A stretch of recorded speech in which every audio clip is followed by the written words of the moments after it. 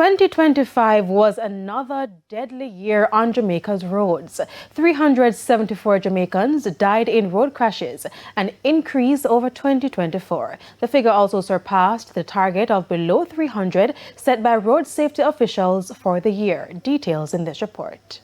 From highways to residential streets, Jamaica's road safety crisis is deepening.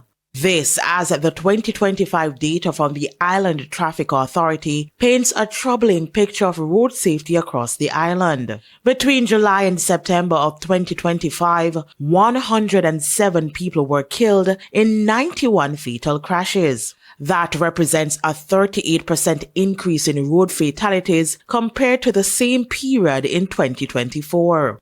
Overall, since January, 374 people were killed in 325 fatal collisions, marking a 2% increase in deaths and a 3% rise in fatal crashes over 2024. The data shows that vulnerable road users continue to bear the brunt of the tragedy. Motorcyclists account for the highest number of deaths, with 111 fatalities, or 30% of the total. Pedestrians make up 19%, while private motor vehicle drivers and passengers account for more than a third of all deaths.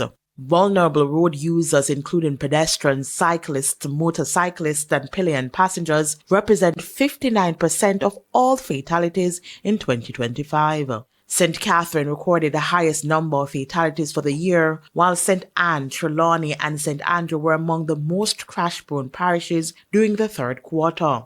Director General of Road Traffic at the Island Traffic Authority, Daniel Price, is urging Jamaicans to take road safety seriously.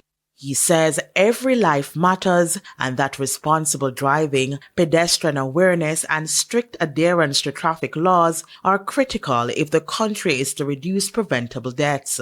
Rashida Walker for TVJ News.